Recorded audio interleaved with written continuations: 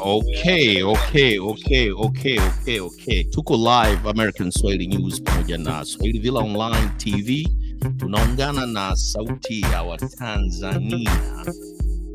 Leo ni mwaka wa 6 toka kupigwa risasi kwa Tundu Lissu.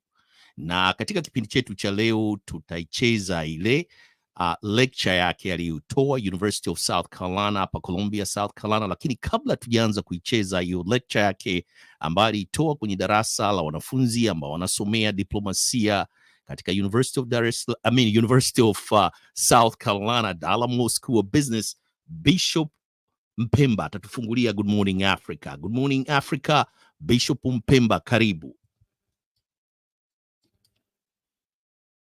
Nashukuru sana Dr. Nigula, nashukuru sana na wasikilizaji wako wote ambao wanasikiliza. Hii ni sauti ya Watanzania inayonguruma toka pande 4 za dunia, na tuko hapa tukikumbuka miaka 6 baada ya madhira makubwa ambayo Mheshimiwa Tundu Lissu aliyapata katika nchi ya Tanzania, ambako alipigwa risasi kede, lakini kwa kudura za Mwenyezi Mungu ndugu yetu Mheshimiwa Tundu Lissu leo ni mzima. Na kwa tunakumbuka udhalimu mkubwa uliofanywa na serikali ya Tanzania awamu ile ya 5, ambapo walikaa na kujipanga kuangamiza maisha ya Mheshimiwa Tundu Lissu, ambaye alikuwa anatoa ushauri jinsi gani nchi inabidi ifanye na hasa inapoingia mikataba na mataifa mengine. Lakini ushauri ule ukaonekana kuwa umewakera, na kwa hiyo wakapanga mpango wa kuangamiza. Ni mambo ambayo yamefanyika miaka 6 iliyopita, kile tunakumbuka udhalimu katika nchi yetu. Na tunasema kwamba Tanzania haiwezi kaendelea katika jinsi hiyo. Tanzania imechukua kona ambayo sio kona nzuri. Lazima irejee katika ukanda wake. Nchi ambayo ilikuwa na heshima katika dunia, lakini baada ya tukio hilo nchi yetu ikapoteza heshima kabisa katika dunia. Tunahitaji kiongozi ambaye atarudisha Tanzania kwenye track yake. Lakini wakati tunakumbuka udhalimu huo mkubwa uliofanywa na hiyo serikali ya awamu ya 5, lakini vile vile tunakumbuka uwezo wa Mwenyezi Mungu. Kwa wale ambao unamwamini Mwenyezi Mungu yupo. Risasi 16 zikaingia katika mwili wa mwanadamu, lakini yule mwanadamu yuko hai katika siku ya leo. Lakini pia tunakumbuka ukarimu mkubwa wa ndugu zetu wa Kenya ambao waliweza kuchangisha damu zao kumsaidia ndugu yetu Mheshimiwa Tundu Lissu, na baadaye akarushwa kupeleka Ubelgiji ambako matibabu yake yaliendelea sana. Kwa hiyo tunawashukuru Watanzania wote ambao kwa njia moja au nyingine walinyosha mikono yao kuweza kuchangia mambo kadha wa kadha. Na hapa tunawakumbuka viongozi wa CHADEMA waliopambana kuhakikisha kwamba anaondolewa Tanzania na kupelekwa katika nchi ya Kenya. Kwa hiyo tunakumbuka ushindi mkubwa na tunasikia raha. Leo ni siku ya furaha, kushangilia na kufurahia jinsi ambavyo Mwenyezi Mungu aliweza kufanya na kumwokoa ndugu yetu ambaye leo amekuwa ni taa inayong'aa katika nchi ya Tanzania, ya kwamba kila anapopita jumbe zake zinagusa Watanzania na kuwafungua macho. Na hata unapozungumzia habari ya mkataba wa IGA wa DP World ambao umepewa sehemu ya nchi yetu bure tu kwa masharti yasiyoeleweka. Kwa hiyo tunakumbuka vile vile kwamba kuna jambo la kufanyika katika nchi yetu, na tunawapongeza maaskofu wote wa TEC ambao wametoa waraka ambao umegusa nchi nzima, bila kusahau diaspora, Watanzania wanaoishi nje ya nchi na Watanzania walio ndani ya nchi ambao wanajumuika katika sauti ya Watanzania, chumba cha sauti ya Watanzania kwenye Clubhouse, na kuweza kupaza sauti kila wakati. Huu ni karibu mwezi wa 3 wa 4 wanazungumza kinyume na mkataba huo ambao ni mkataba usiofaa kabisa katika nchi yetu.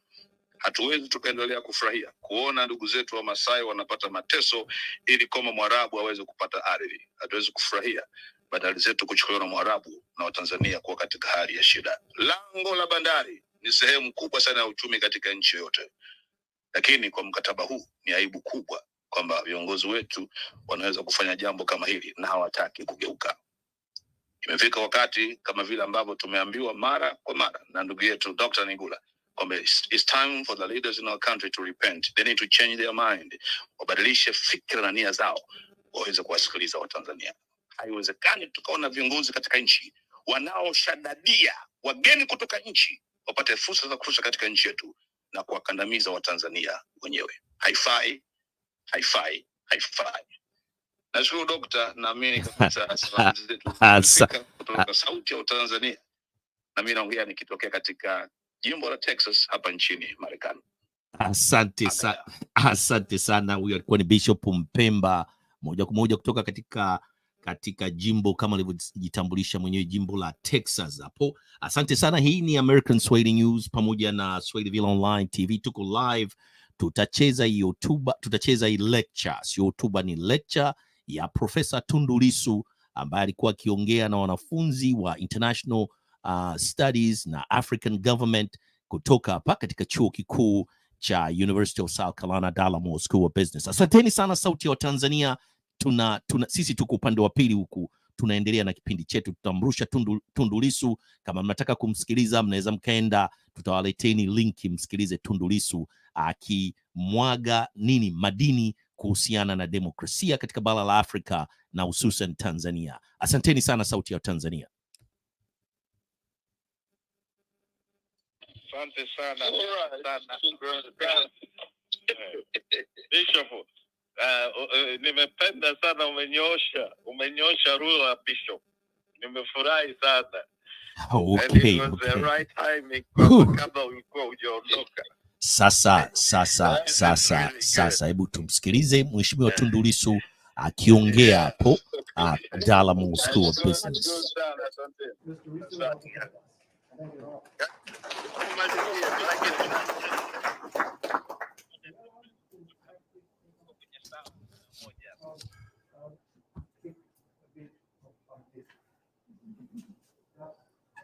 Just so that I'm able to speak more freely.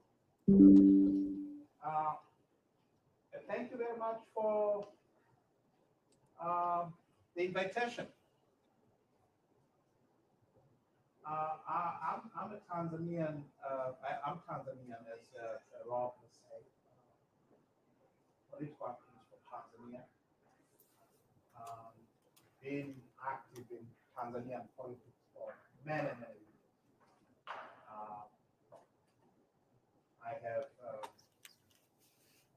I have been part of the democratic struggles in the country since my student days. I have seen inside of police jails and security prisons. The first time I went to prison was Christmas Eve of 2002. So Christmas of 2002, I was in prison, and I had just come back, by the way, from the United States, where I had been for 3 years. So I have gone through quite a few things, shocking being shot 16 times is not fun. But I have survived, and because I'm alive, I keep on fighting, because that is what you do when things are as horribly wrong as they have been a long time in my country, in Tanzania. Now, I want to talk to you about not about my trials and tribulations, which we can spend days talking about. I just want to talk to you about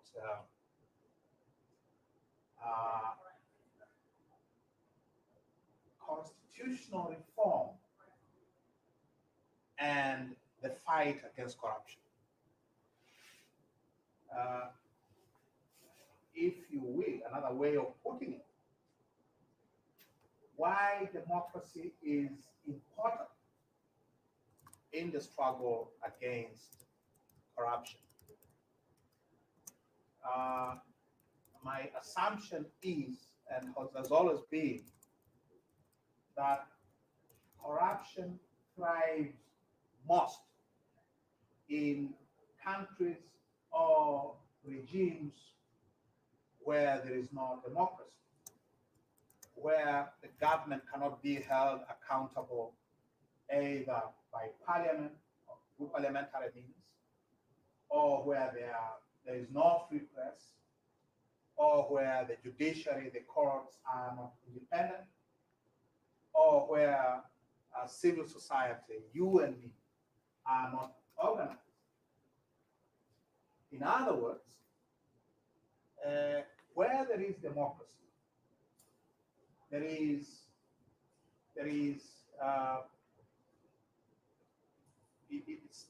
democracy creates the best opportunities for dealing with corruption, with questions of abuse of office, because I think it's fair to say corruption, in essence, is abuse of office, of public trust, of public office. I do not pretend to know Africa. Africa is a continent of 54 countries. I have not visited more than 80% of them. So I cannot talk about the state of corruption in Africa. I would not be telling the truth. So I will talk about corruption and give you some examples from the one place that I know best, my own country of Tanzania. I suspect whatever I have to say about Tanzania will hold true for many other countries in the continent, because our politics, our systems of governance are not that much different. Our histories are more or less common. So when I speak of Tanzania, you can, with some degree,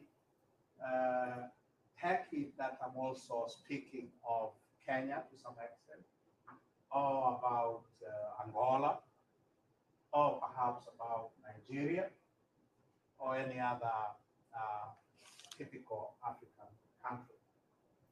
Now, how many of you know where Tanzania is, or have ever heard about Tanzania? Your hands. We're not doing bad, yeah? We are fine. Okay.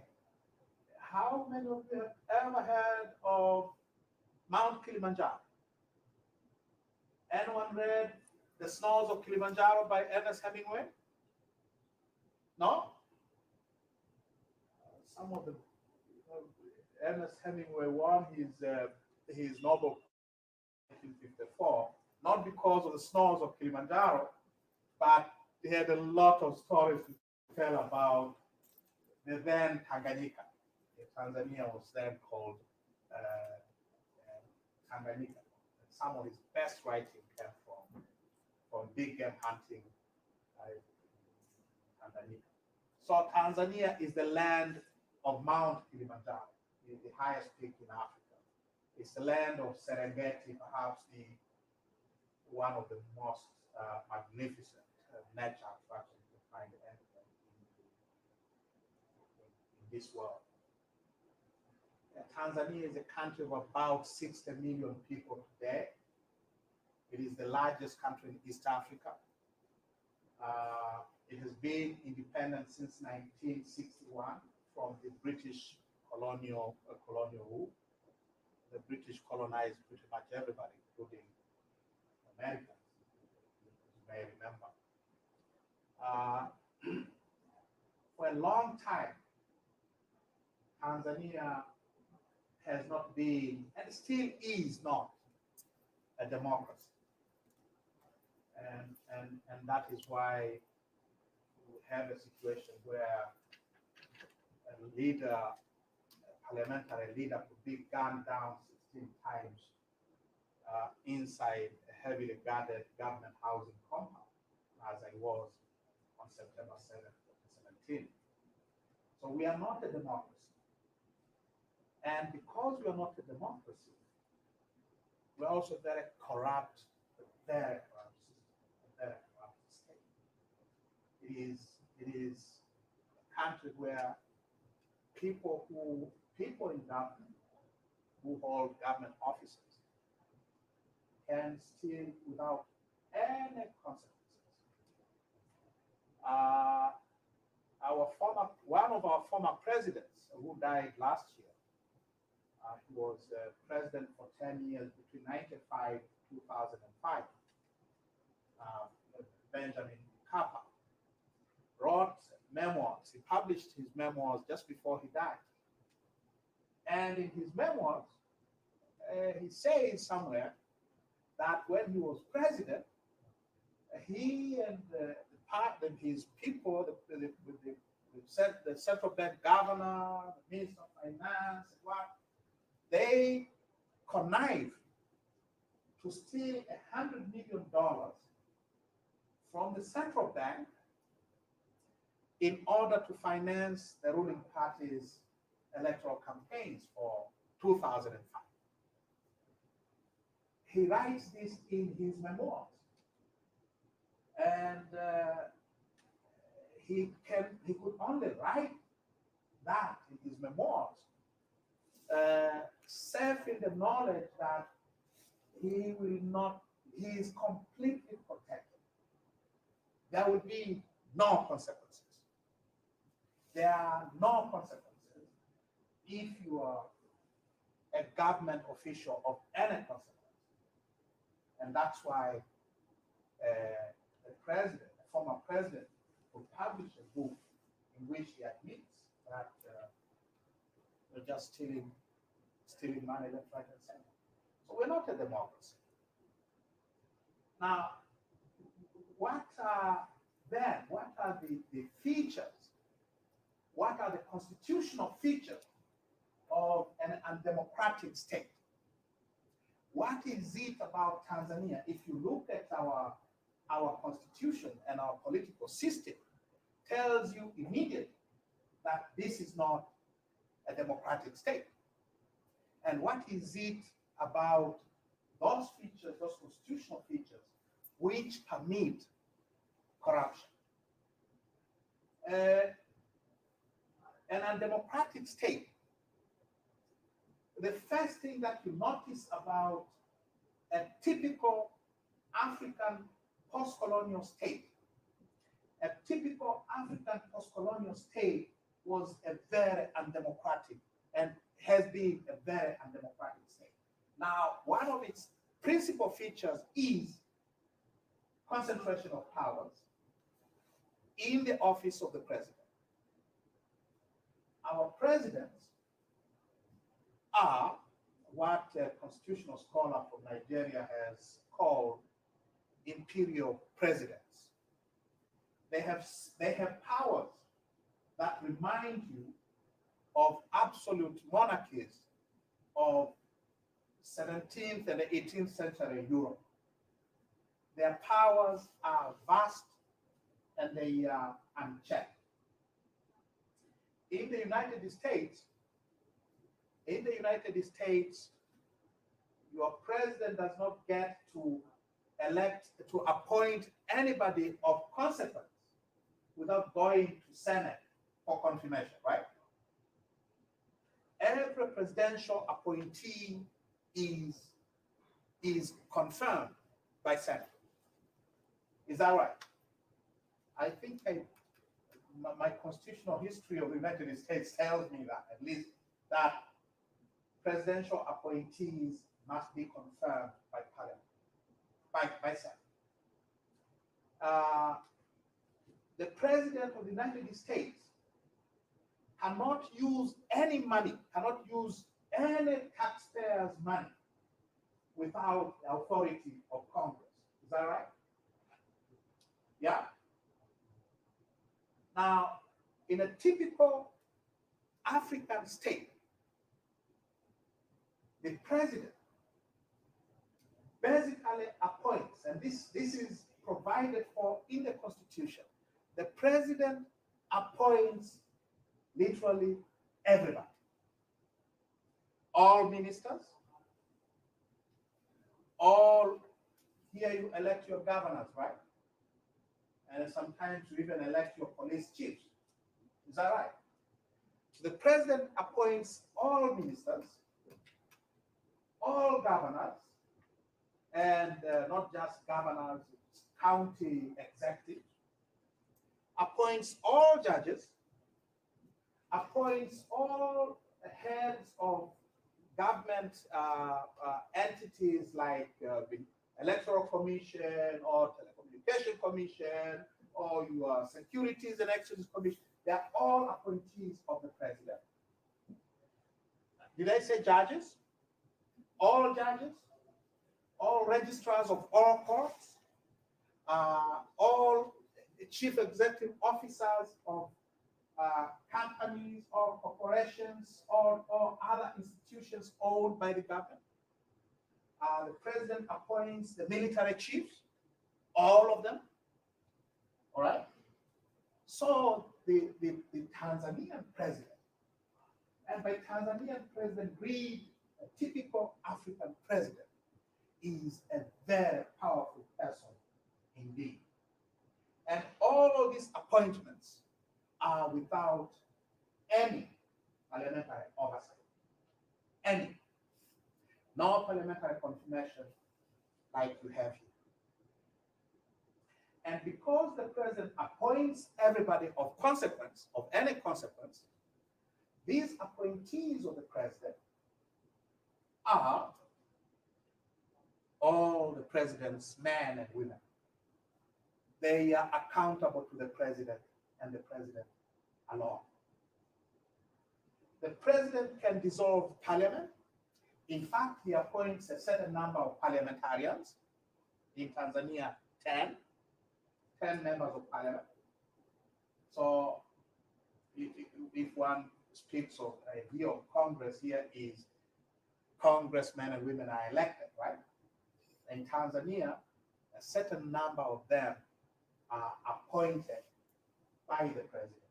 Now you can imagine if he or she appoints them, who do they serve when they sit in Congress? Do they serve the people? Or do they serve the president? You have a constitution which says that in money matters, Parliament shall not debate any proposal or motion or bill on money matters unless and until that motion or bill or matter is first approved by the president and tendered in parliament by the minister, and the minister is appointed by the president. In other words, in matters of public finance is also controlled by the president. So if he decides that no one is going to read the country's national budget this year, no one will. Because the president, any debate over money matters, money bills must be approved by the president. The president has power to dissolve parliament. Under what circumstances? If parliament, for some reason, disagrees with the piece of legislation sent by the president, then he can dissolve parliament. In other words, you are supposed to pass the laws that the president wants. So I have concentration of powers. Number two, the second feature of these democratic constitutional systems is the impunity. The impunity within which those vast powers are exercised. There's been a lot of debate here about what to do with Donald Trump, right? After all what happened. There's been a lot of debate about prosecuting him in the courts. Is that right?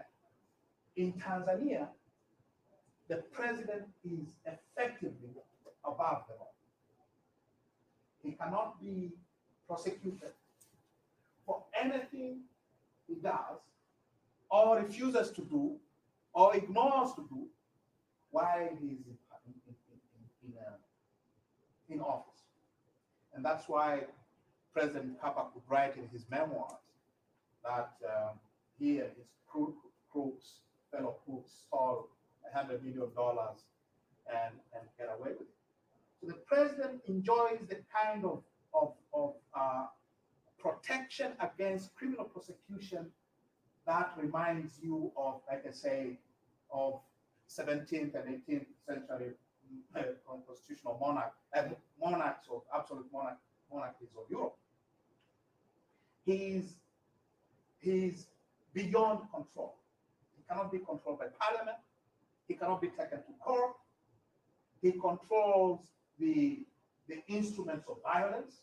He's the commander-in-chief of the armed services. The exercise of his powers is uncontrolled.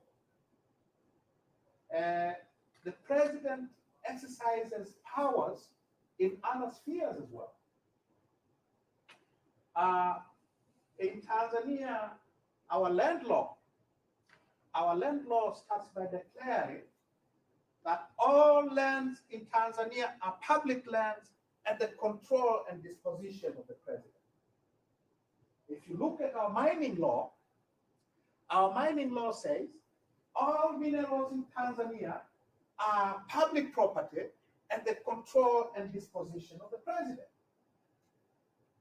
If you look at our oil and gas law, it says all gas and oil resources of the United Republic are held in trust by the president on behalf of the people of Tanzania. So, this fellow who appoints everyone of consequence, who cannot be held accountable, also controls our resources. You get a point? Do you know what holding property in trust means? A trustee in law. I forgot to tell you I'm a lawyer, so forgive me. If your property is held in trust, is held on your behalf, the person who holds that property in trust on your behalf legally is the owner of the property. He can or she can sell the property or do whatever he wants to do with it, provided, the law says, provided he does it on your behalf or for your interest. So the president, by being a trustee of all the natural resources and the land and the animals and the forests and everything in Tanzania, is effectively the owner of those resources. And so that is the constitutional and political system that has obtained in Tanzania since 1962. We got independence in 1961. We were a parliamentary democracy. The president, we did not have a president. The president came with the Republican Constitution a year later, a year after independence. So this Leviathan was created in 1962. And that is the case today. Now, how does that relate to corruption? When you have a public official who wields that kind of power, you can only imagine what they can do with it. Power, they say, power corrupts, yeah? And if power corrupts, what about absolute power? It corrupts absolutely. So we have had a system which has allowed our public officials, starting with the president, all the way down, which is made sure that these officials exercise powers without any control. And the results have been disastrous. So we have had cases in Tanzania. Mkapa stealing from the bank of Tanzania when he was president is just one example. We have many examples of those, of theft, grand theft on a grand scale, being organized from State House, our White House. It is white. You know our presidential palace. We don't call it the White House, even though it is white. But our State House has been what our former president, our first president, actually described it once, a den of thieves and crooks. It has been a den of thieves and crooks because of this constitutional and political system in which the president is largely above the law. So for a country like Tanzania, in recent years, there has been a lot of investment from abroad. Tanzania, from around 1995 to 2015, Tanzania was the #1 foreign direct investment destination in the mining sector. We attracted more money in mining than any other African country, including South Africa, which has always been big on mining. So there's been a huge amount of money into mining. We have, beginning around 2000, we have attracted massive amounts of foreign direct investment in oil and gas exploration. Some of the biggest names in oil and gas in this country, ExxonMobil, you name them, have been operating in Tanzania. And you can never get to know how these companies operate, because the contracts that they enter with the government are some of the most closely guarded secrets in the country. But still, we have been able to, get some of these contracts and production sharing agreements in oil and gas. And the story that they tell is a story of the country sold to investors and of possibly billions of dollars spent bribing government officials.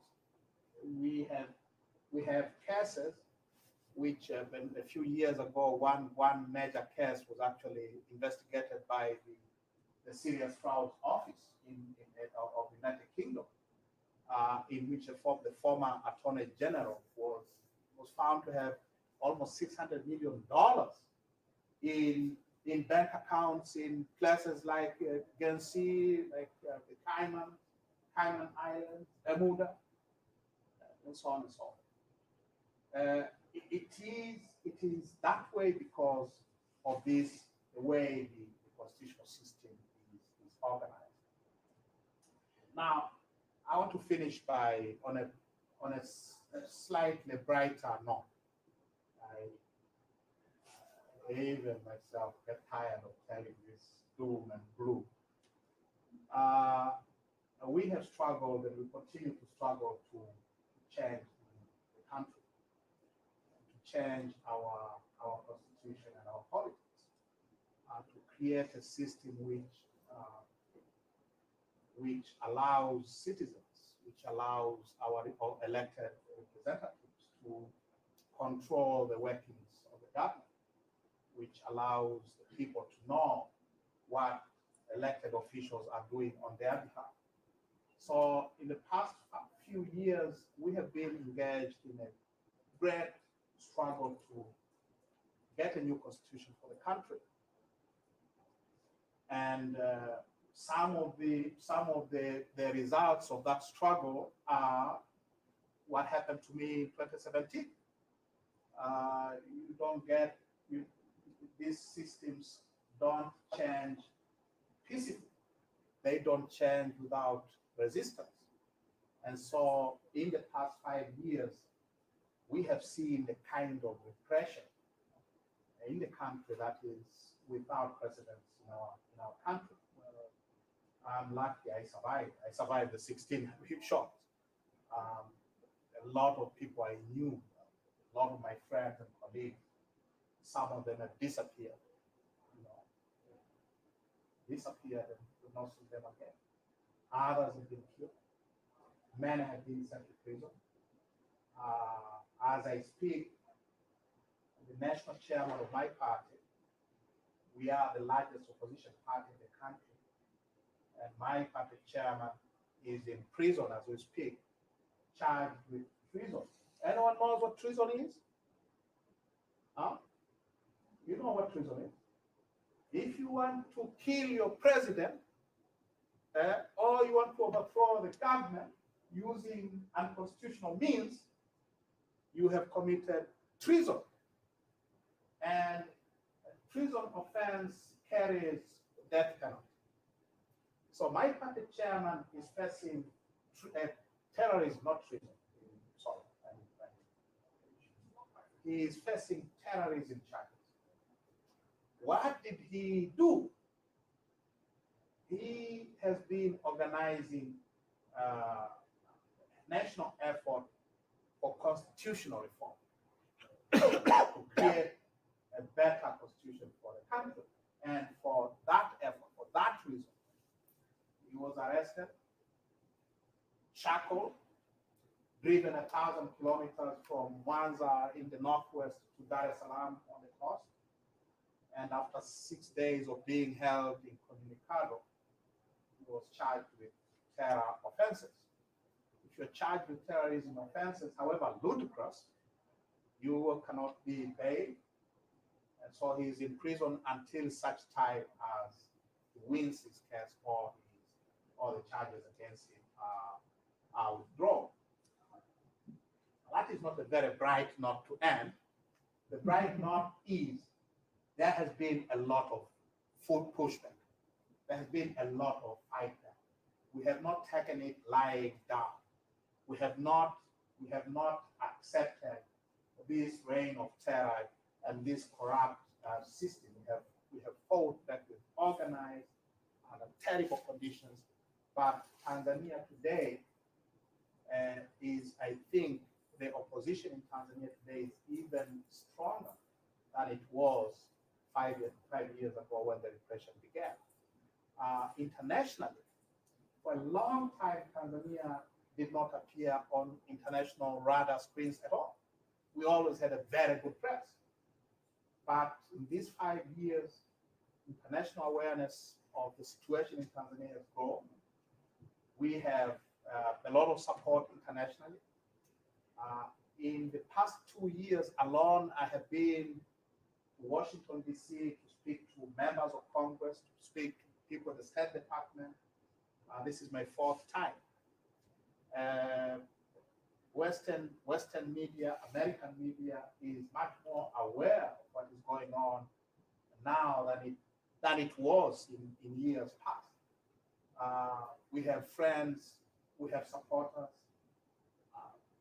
pretty much in European Union, in Scandinavia. Scandinavians have always given money without asking questions.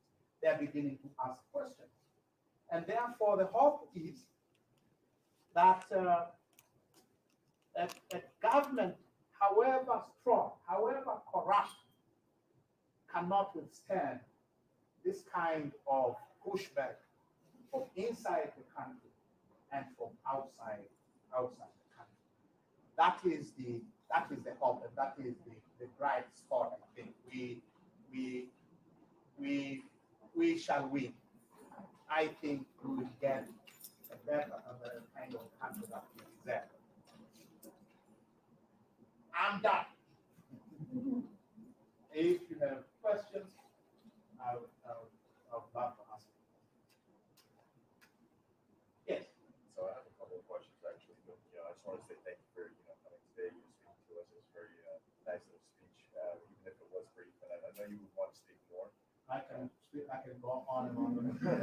So my question for you, which is like out of curiosity about yourself, would be like, what languages do you speak? You mean what languages do I speak? Yes. Okay. I speak 3 languages. Because I'm Tanzanian, I speak Swahili. Swahili is the national language. Everyone speaks Swahili. It's the language of the east coast of Africa. And Tanzania is a country of 120 plus ethnic groups. And I belong to one of those ethnic groups, a small tribe in the center of the country called the Wanyatu. So that is my first language, Kenyatu. And because Tanzania was a British colony, we also speak a bit of English. So English is my third language.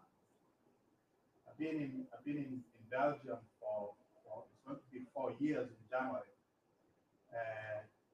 I have given up on Flemish, given up on Dutch. So 3 languages. Yeah. That's all. Yeah, I was going to ask one. So, And then.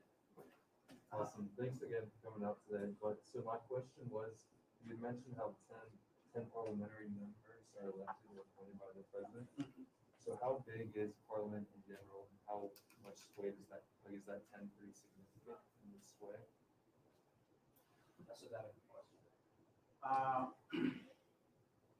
The current composition of Parliament is, the total is 360 there. You know, take off 10. 360. Now, of those 360, 264 are constituency MPs, meaning they are directly elected by the people. And then, plus 10 who are appointed by the president, plus 5 who are appointed by the Zanzibar House of Representatives. If you look at Tanzania, the official name is the United Republic of Tanzania. It is United Republic because in 1964, Tanganyika, which is Tanzania mainland, and Zanzibar formed a union, and Tanzania was born. So Zanzibar, the islands of Zanzibar enjoy a certain amount of autonomy. They have, a government, they have a president, they have a parliament, House of Representatives. Now, that House of Representatives appoints 5 members to become members of the National Assembly of the United Republic. The rest, about 120 or so, are indirectly elected members of parliament representing women. Our constitution stipulates that at least a third of all members of parliament shall be women. Now you have women MPs, women constituency MPs who are direct elected, and then you have 1/3 who are, we call them special seats MPs. They are indirectly elected. They are elected on the basis of the total parliamentary vote that a party obtains in a general election, provided you get at least 5%. So any party that obtains about 5% of the total parliamentary vote is entitled to a certain number of those special seats and seats. So if you look at that way, the presidential appointees in parliament are not that many, they're only 10. So they should not matter. But they do matter. Parliament is supposed to be a representative organ of the people, which is to say, every member of parliament should be elected by the people. But we have, I will just giving you this the sense of the kind of powers that the president has. We have a system where the president appoints 10 members of parliament. It used to be worse in years past. When our parliament started in the colonial period, all members were appointed by the colonial government. And then the number has been steadily decreasing up to now that there are 10 appointed by the president. There should not be a single member of parliament appointed by anybody except by the people. That's what I have. You okay? This kind of builds. Please, I'll get back. Are the people and citizens of Tanzania in general agreement or disagreement with how the government operates? That's a very difficult question.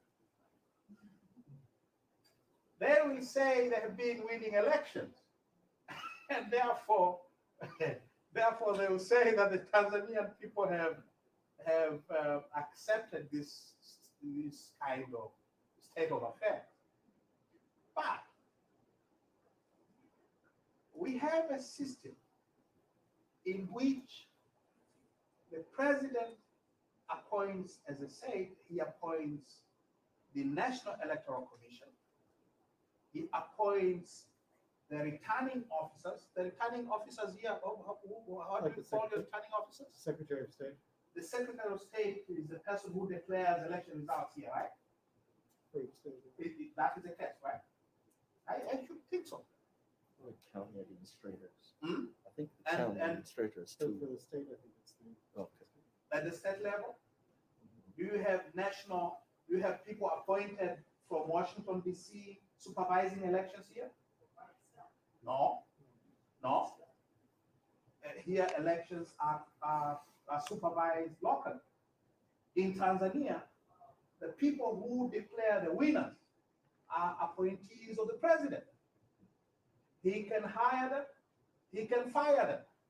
So come elections, who do you think they will declare the winner? Yeah? So we have had a situation where those of us who have been in the opposition, I cannot begin to tell you how difficult it is to win an election in Tanzania, even when you have the support of the people. You can get all the votes and still not be declared. So it's I would say that given a free and fair election, given a level playing field, the people of Tanzania will vote this lot out. But it has not been that easy for many years because they control the electoral machinery totally, almost totally. Yeah? Yes, ma'am. So, And then you sir. And then somebody, yes, in that order. So, given that the odds are so stacked against the party as far as there are so many factors to consider, how do you plan on instituting a new constitution or fulfilling that goal? It's actually very easy to give up. It is very, very easy to give up because the odds are really stacked against us. But we just cannot afford to give up because if we give up, they will just run roughshod over us. And therefore we have to keep on fighting. And democracy is never given from heaven. It is built. We have to fight, we have to sweat, we have to pay the price.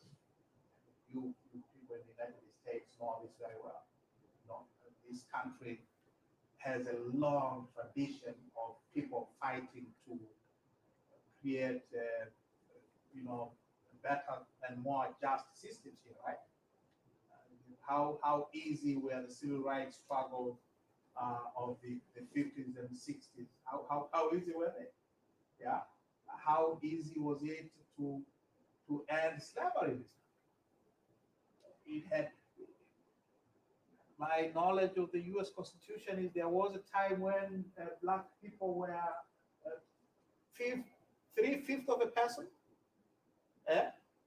From being three-fifths of a human being to be a human being, you had to fight a civil war, right? And then you had a long dark night of Jim Crow, yeah? To end Jim Crow, people demonstrated and fought and what and died and went to prison, you know? That's what we have to do. That's what we're doing. You cannot give up. And we will not give up. Yes, sir. I have two questions that go together. Yeah. So first, is there anything the opposition can do at this point to limit the corruption, like work with companies like ExxonMobil themselves? And second, theoretically, if your party were to come into power tomorrow, how would you view the presence of the companies like ExxonMobil in your country? That's a very good question, and a very difficult one. How do you deal with companies that you know that are operating in the country by through bribing of public officials? Will you kick them out and shut down their operations? How easy is that? Will you close their businesses and send their employees home? Yeah. So it is difficult. I think the most that can be done is to create systems, to create laws and institutions which will make sure that these kinds of behavior is not allowed to happen again. Maybe it may be possible to prosecute those who are responsible for, because not everybody enjoys immunity under our laws. It's only the president who enjoys immunity from prosecution. It may be possible to prosecute some of the people who have been involved in these corrupt deals, but it is not an easy subject. It is not an easy thing to do. You can imagine how difficult it would be to obtain the kind of evidence necessary to charge them. So it is a difficult subject to tackle, but the answer lies in making sure that you have tighter controls, you have tighter systems which prevent things like this from happening. Let's see. So I know I asked you. And then there was another hand over there, and then I'll come. I know I asked you at first what languages you speak. I'm sorry, everybody else had to go a little bit harder on you. So I guess it's my turn. But you did say you were a lawyer, and then you were also a parliament member until July of 2020. Is that correct? July 2017, September 2017. Okay, so that Actually, I was shot on September 7th, 2017. But because I had to leave the country, I was my parliamentary seat was I was stripped of my parliamentary seat in June of 2019 for absenteeism. Yeah. I was. They shot me, ran me out of the country, and then they say this guy. We hear he is in Europe somewhere. He's not in Parliament working, is it? Yeah. So how did you get appointed to Parliament? I was elected. Okay. I was elected. I first contested election in 1997. I was a graduate student. That was our first multi-party election in our history. I was a graduate student in England. And I told myself I wasn't going to miss the opportunity to contest the first multi-party election in our history. Well, that was 1995. And then I lost, went back to school, finished my school, and then I prepared for about 15 years. I went back again in 2010, and I won. So I won the first time in 2010, re-elected. So I had a couple of like follow-up questions, like kind of pertaining to some other stuff, questions that were like there. So I know you're talking a lot about how like the president uses his power. Do you think that the Constitution, the way that it's formed, you know, they said like the only person that has full immunity is the president. Do you think the Constitution is somewhat of a scapegoat, especially for those in power? And like, if you do think that, like, I know you were a presidential candidate as well. So like, what systems like do you propose for this like reformation to like have the country be back on its feet, like, you know, Pete Tanzania, in your opinion? Well, that's a very good question. If the problem, the number one problem is this vast presidential power, then the remedy is necessarily create a constitutional system that whittles down the presidential powers, reduce the powers, and make sure that those powers are limit their control by institutions of accountability. It should be possible for the president to be removed by parliament, for instance, on a motion of no confidence. Our constitution allows for impeachment, but as the United States has proved time and again, it is impeachment is actually impossible to remove a sitting president. So, if impeachment does not work, and it has not worked in America, you know, since 1787, then it should be possible for the president to be removed on a simple vote of no confidence, like is the case, for instance, in South Africa. The South African president can be removed by parliament on a vote of no confidence. Prime ministers in parliamentary democracies are subject to removal by parliament on motion of no confidence. So a system that allows institutions of accountability to control the president. Parliament is one, the courts are another. It does not stand to reason that the president should be protected from being held accountable for wrongdoing. This is a vestige of the absolute monarchies of centuries past. They cannot be allowed to continue in the 21st century. So reduce the presidential powers, control the White House, if you will, and empower citizens, empower the media, remove these laws that prevent people from speaking out. You know, a wide range of democratic measures are needed in order to make sure that you don't have this kind of imperial president. Yeah? Yes, ma'am? Hi. Kind of going off of this question, do you think that you were shot because you want the president to become accountable and you want like their power to be limited? And who do you think was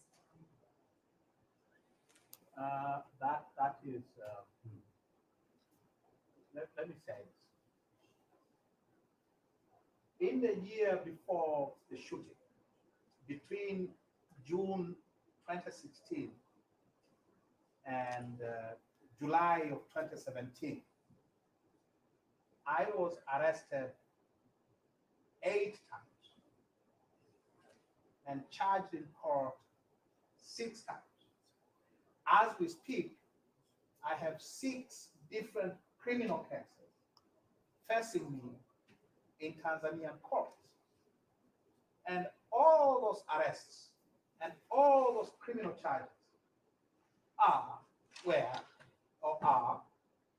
based on departments met against the president or his exercise of his powers. I have never been arrested. I was arrested the first time, I would say, on Christmas Eve 2002. I have never been arrested for anything else other than speaking out against the presidential abuse of power. Now, I'm a very clever fellow in court, so and loud too. So it has not been possible to silence me using the courts. And so what happened, 2 hours before I was shot, the president was on national television addressing the nation. He was receiving some report. And then he started talking about those he claimed were opposing his economic war. He had launched an economic war against the business community, seizing assets, locking business executives left, right, and center. And I led the opposition to that economic war in and out of Parliament.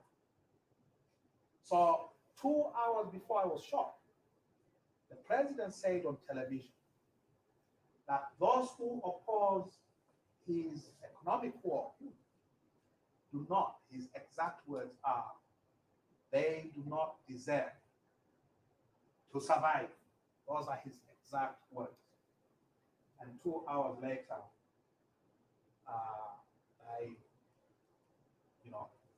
I was hit 60 times. And I was the opposition chief whip. I basically the number 2 in the opposition in Parliament. And I was entitled to parliamentary housing. I was living in this fancy apartment in a heavily guarded government housing compound where ministers and all the big people were living. Guarded 24/7 with CCTV cameras all over. And that day, all security was removed. So these hitmen followed me from Parliament at lunchtime all the way to my driveway. And outside the apartment, they opened fire with automatic rifles. And there has never been any investigation, none, not even an interview. I have never been asked by a single police officer investigating my case, what happened to you, Mr. Lissu? None. There has never been a single arrest. The police force, the Tanzanian police force, has said officially that they do not have a suspect. And of course, I was denied my medical benefits. I was a member of Parliament, all right? So I basically was treated by people contributing $2, $3, $10. And eventually, of course, they stripped me my parliamentary seat. So it has been very clear to me and to many people that the president was behind the shooting. The second part of the question was? I asked you who got this one. Oh, yes. There you have it. Yes, please. Once again, it's like such an honor that you're here, Mr. Lissu. I just wanted to ask you, I was reading earlier an article, and it was about at the end of July, one of the chairmen or one of the leaders of the opposition, Freeman, excuse me if I pronounce it. Freeman Mowat. Freeman Mowat. That's my chairman. That's your chairman? Yes. Okay, I just wanted to ask you that. And I also wanted to ask you, I guess, especially after I know you had this, back in March, you had expressed that you had higher hopes for the new presidency moving forward, and especially after what's happened to your chairman, and especially after being shot and being arrested numerous times. Where do you personally find the drive and the perseverance to move forward, and what keeps you going back to the fight in Tanzania? I will speak first of my initial optimism about the new president. President Samia Suluhu Hassan was a cabinet minister at a time when I was in parliament. In fact, she reported to the parliamentary committee on which I was a ranking member. So I worked with her very, very closely. I used to give her help. As I say, I'm very noisy, very loud. I'm a Rottweiler of sorts. I never let go. So I worked with her for 5 years. She's not mad of the Magufuli stuff. Magufuli was brutal. This lady is very, very quiet, very soft-spoken. And when I was shot, President Magufuli told the people from his party, from the ruling party, members of parliament, and everybody else, that I'm watching for who will go to Nairobi to see me, to check on his face. Samia Suluhu Hassan was the vice president, and she's the only person from the government and the ruling party who came to see me in hospital in Nairobi. She came for something else. She came to participate in the inaugural ceremony for President Uhuru Kenyatta, which is in November 2017. But she made time to come and visit me in hospital, for which I hear she was severely reprimanded by her boss. And she was simply, even though she was the vice president, and even though she perhaps knew a lot of the bad things that were happening, I and many people in Tanzania do not associate her with the kind of repression that was visited upon us. So when she became president, I was very hopeful. In fact, I reached out immediately. Within 2 days of her swearing in, I contacted her office. I called and I asked to speak to her. And they told me, it was still very hectic. They hadn't buried Magufuli yet. So they told me the president will call you when she's cleared her interest. So I waited. Months, weeks turned into months, and I started complaining loudly that we had reached out. My chairman, Mr. Mbowe, wrote after I had called her. Mr. Mbowe wrote officially to the president that we would like a meeting to discuss the situation in the country. And we were immediately, our office responded. The president has accepted, has promised to invite you to the State House for, a discussion when she gets time. She lets me know. Which was nice. We had never been treated like that, For 5 years, we're being hunted down like criminals. It did not happen. And so when we started complaining loudly that the president was meeting everybody else except the largest opposition party in the country, she apparently heard. And on the 20th of July, last month, I was in a meeting in Berlin, and I received a call from Dar es Salaam, from State House. Mr. Lissu, the president wants to call you. Wants to talk to you. I said, I'm in the midst of the meeting. And when I finish the meeting, I'm going straight to the airport to return to Belgium.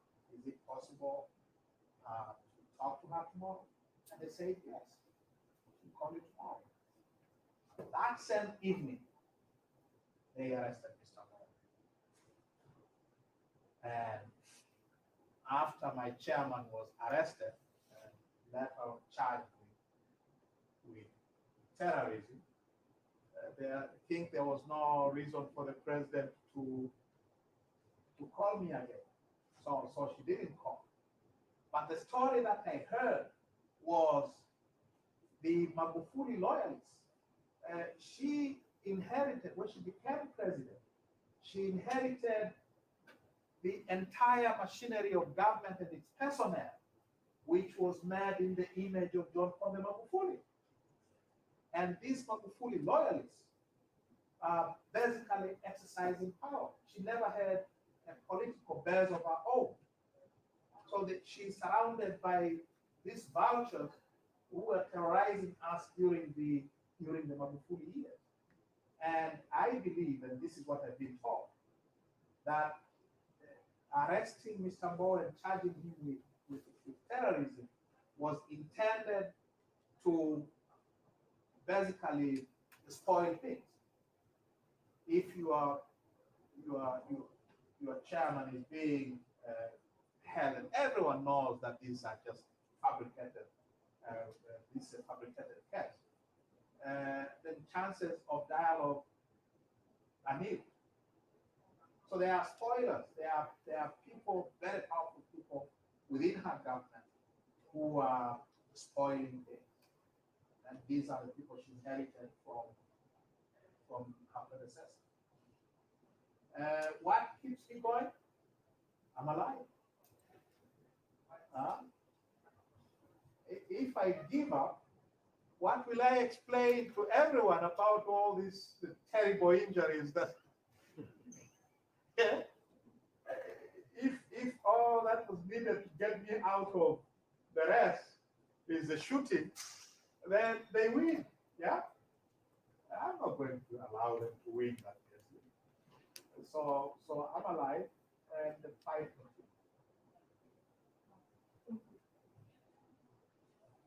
No more questions? Yes, time for the last question. Yes, I was going to ask, in terms of external forces that could be used to fight corruption in Tanzania, specifically related to the government, what do you think would be most influential? Do you think that would come from some sort of economic soft power from China? Do you think that would come from the EU? Do you think that would come from FBI from like Canada or Australia? Where do you think that would come from? It will come from lots of places, but certainly not from China. The Chinese have their way of doing business, and it is very Chinese way. Their companies do not operate the way Western companies operate. I'm not suggesting that Western companies are not corrupt. I'm not suggesting. I'm saying that it is easier. It is easier to deal with corrupt Western companies because the systems here are much more open compared to China. You cannot know what goes on in the Chinese companies. I fought some of these companies. Barrick Gold Corporation, which has been operating in Tanzania for some time, caused a lot of trouble with the communities in rural Tanzania where they have their mines. And it was easier to fight Barrick because you can go to their website and get a lot of information about their operations. You can go to the website of the Canadian Security and Exchange Commission and get a lot of information about Barrick and its activities. You can ask friends and colleagues in Canada to apply for information under the Freedom of Information Act, and you get tons of documents. And we have obtained a lot of information from those areas, from the US, from Canada, from Western Europe, because of democracy, because systems are transparent. And because systems are transparent, it is possible to fight these corrupt groups in the West than it is fighting them in China. We never really bother the Chinese. When I come to Washington, I speak to members of Congress. I go to State Department. I speak to people at the State Department, and they listen. I speak to American media. It is easier because of democracy, because you have freedoms here that you don't have elsewhere. The World Bank has, over decades, supported some of the most dubious projects in many parts of Africa and developing world generally. But it has been possible to deal with those projects because of the transparency. The World Bank has been forced to open up its books, and it is impossible to do that in China. So outside pressure is very important in America, in Europe, in the international organizations, because of the transparency that is the hallmark of this society. Okay, well, I'm sorry we have to wrap things up, but I could be going forever, but thank you very much once again.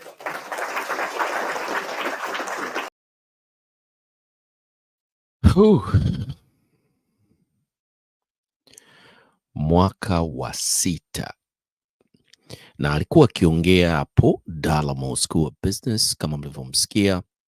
Huyu ni Tundu Antipasi Lissu. Alikaribishwa na idara inayofundisha masuala ya kiserikali, hususan ambao wamejikita zaidi katika bara la Afrika na wanaangalia masuala ya corruption pamoja na serikali za nchi za Afrika. Wengi wa wanafunzi hao mliowaona, wengi wao watakuja kuwa madiplomat, viongozi katika serikali kuu ya hapa Marekani au federal government, na wengi wao watakwenda katika bara la Afrika. Labda baadhi yao watafika hata Tanzania na kufanya kazi katika balozi hapo ya Marekani hapo Tanzania.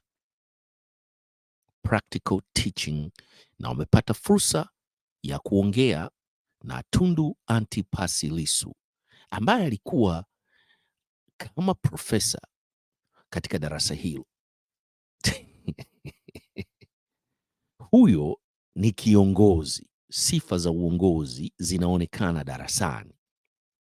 Je, upande wa pili, je, wanazo fursa hizo au wanafanya kama kiongozi huyu Tundu Lissu ambaye mwaka huu ni wa 6 toka amepigwa risasi, na amezungumza bayana kabisa. Nilikuwa naandika chini wakati huo akitoa washa hiyo au lecture hiyo kwamba hakuna mtu yoyote aliyekamatwa, hakuna uchunguzi wowote, hakuna mtuhumiwa, na alifutiwa benefits zote zinahusiana na matibabu. Wanafunzi mmewaona hao. Katika ziara yake hapo chuoni alifundisha madarasa mawili katika siku hiyo. Alikuwa mtulivu darasani, alikuwa akiulizwa maswali na kuyajibu maswali kwa kina, na alikuwa anaongea kama ni mwalimu wa madarasa hayo katika muhula huo. Mpaka akaulizwa swali, anazungumza lugha ngapi? Huyo ni kiongozi.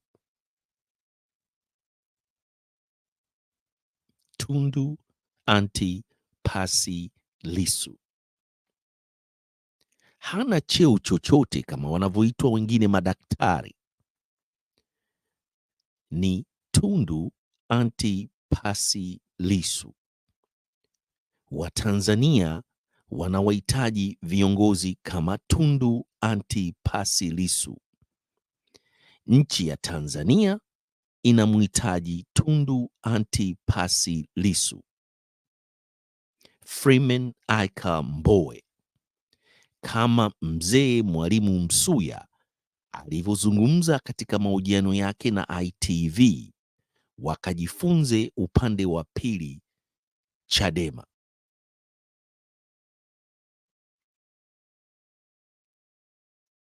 Swali: nani kama Tundu Lissu na nani kama Freeman Aika Mbowe? Katika kipindi chetu cha leo tunakamilisha mazungumzo yetu kwa kuwaomba Watanzania ambao bado hamjasubscribe, hamjashare, hamjalike video zetu hiyo, kwa wale ambao hawakuisikiliza lecture hii, ipo nyingine nayo ya pili, tutaicheza mara tu muda utakaporuhusu, tutairusha tena lecture ya pili, kwa sababu alifundisha madarasa mawili katika siku hiyo alipokuwepo Dalamo School of Business, University of South Carolina, hapa Columbia, South Carolina. American Swahili News pamoja na Swahili Villa Online TV tulipata fursa ya kufuatilia lecture za Tundu Antipas Lissu ambazo ziko katika lugha ya kigeni ya Kiingereza, na hiyo inaonyesha tu bayana kwamba huyu ni kiongozi ambaye Tanzania inamhitaji. Nchi yetu ya Tanzania inahitaji kiongozi ambaye anaweza kwenda katika vyuo vikuu hivi vikubwa duniani na kutoa lecture. Haitwi daktari, anaitwa Tundu Antipas Lissu. Kesho anatakiwa kuongea Ngorongoro. Mruhusuni tu akatoe lecture, aongee na Watanzania na aongee na dunia kama ikiwezekana. Tunakamilisha kipindi hiki cha Good Morning Africa katika siku hii ya leo. Ilikuwa ni special edition ambayo tumemtolea tu kwa Tundu Antipas Lissu. Sio daktari, ni Tundu Antipas Lissu. Ametoa lecture hapo Dalamo School of Business. Kwa wale wa Tanzania ambao mnataka muijue, Dalamo School of Business ipo hapa Columbia, South Carolina. Na kama mnamtaka kumjua ni nani Dalamo, Dalamo ni mwanafunzi aliyesoma katika chuo hichi cha Dalamo, na sasa hivi ni mmoja kati ya mabilionea hapa Marekani ambaye anajishughulisha zaidi katika biashara za real estate au commercial real estate, na vilevile katika biashara zingine kubwa kwelikweli hapa Marekani. Anaitwa Dalamo, na hicho chuo cha biashara hapo katika University of South Carolina kinajulikana kama Dalamo. Ni nadra sana kupata lecture ya kuja kuzungumza Dalamo School of Business. Hivyo Tundu Lissu sio daktari, bali ni mtaalam. Kwa hiyo tutamalizia kipindi chetu cha leo kwa kusema tu ya kwamba msisahau kusubscribe, kushare na kulike video zetu. Peace.